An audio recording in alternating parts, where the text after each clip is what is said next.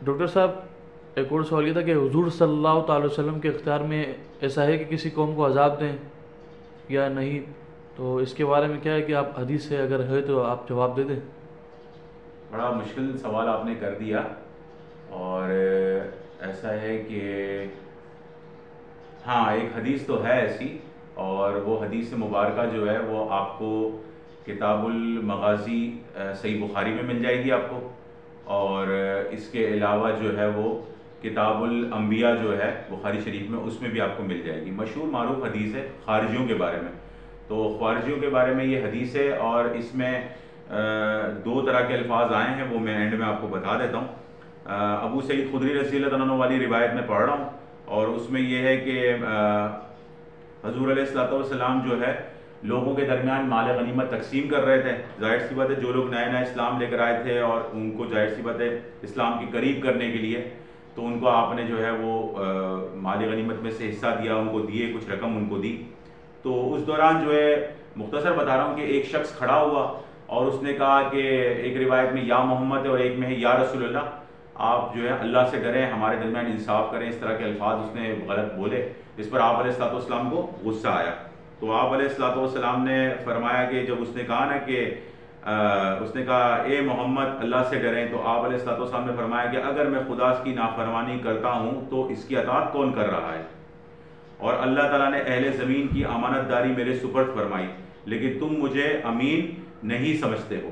یہ بہت بڑا یعنی کہ اس نے غلط بات بولی۔ حضور علیہ الصلوۃ والسلام کو اس بات پر غصہ آیا اور آپ نے فرمایا، تو اس وقت جو ہے وہ جو شخص تھا نا وہ جانے لگا۔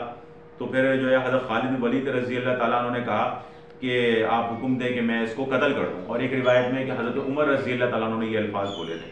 میں جو روایت پڑھ رہا ہوں وہ جو ہے اپنا کتاب الانبیاء سے پڑھ رہا ہوں صحیح بخاری سے، تو اس کے اندر الفاظ ہیں کہ خالد بن ولید رضی اللہ تعالیٰ عنہ نے کہا یا رسول اللہ میں اس کو قتل کر دیتا ہوں، اجازت دیں۔ آپ نے فرمایا جانے تو نمازی ہے وہ۔ آپ نے حضرت خالد بن ولید رضی اللہ تعالیٰ عنہ نے کہا کہ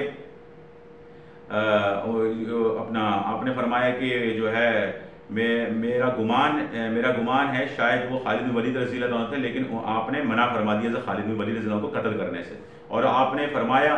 کہ اس کی نسل میں اور اس کے پیچھے ایک ایسی یا اس کی نسل میں یا اس کے پیچھے ایسی قوم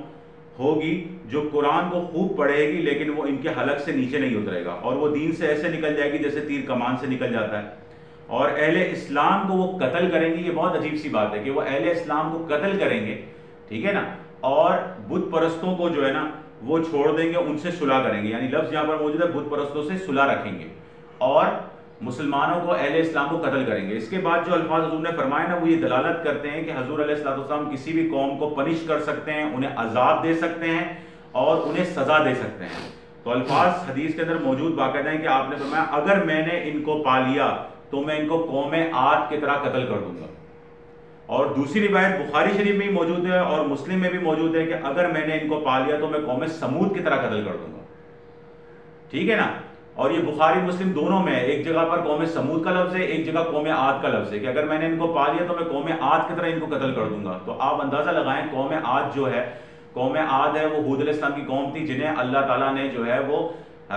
ہوا سے مار دیا، ٹھیک ہے، اور قوم سمود جو تھی انہیں اللہ تعالیٰ نے چیخ سے مار دی۔ یہ صالح علیہ السلام کی جو ہے قوم تھی، ان کا قرآن میں تذکرہ موجود ہے تفصیل سے۔ کہنے کا میرا مطلب یہ ہے کہ آپ علیہ الصلوۃ والسلام نے ایسے ایک تو غصے کا اظہار فرمایا کہ آپ کو یہ قوم آپ کے نزدیک کس قدر بری تھی، اس سے اندازہ ہوتا ہے خارجی جو ہے، اور اس کے لیے پھر آپ نے لفظ یہ بھی اختیار فرما دیا کہ آپ نے فرمایا کہ اگر میں نے ان کو پا لیا تو میں ان کو قوم سمود قوم عاد کی طرح مار دوں گا، یعنی اللہ تعالیٰ نے آپ کو ایسا اختیار دیا ہوا ہے کہ آپ اس قوم کو برباد اور ختم بالکل صفحہ ہستی سے آپ مٹا دیں گے۔ تو اس سے حضور علیہ الصلوۃ والسلام کی اختیارات ثابت ہوتے ہیں، اور یہ سب کچھ اللہ کی کے حکم سے ہوتا ہے، اللہ ہی کے چاہنے سے ہوتا ہے۔ ایسا کوئی مسلمان نہیں ہے بیوقوف کے وہ ایسا عقیدہ رکھے کہ اللہ کے نبی جو ہے وہ فلاں کام کر لیں یا اللہ کے نبی مجھے جنت میں داخل کریں یا فلاں کام کریں اور بغیر اللہ کے حکم کے، یہ کوئی عقیدہ نہیں ہے، کوئی ایسا مسلمان رکھتا نہیں ہے۔ سب اللہ کے چاہنے اور اللہ کے حکم سے ہی سارے کام ہوتے ہیں، یہ عقیدہ رکھتا ہے ہر مسلمان۔ تو اس میں کوئی غلط فہمی کا شکار نہیں ہونا چاہیے۔ میں نے ایک دلیل تھی وہ آپ نے پوچھا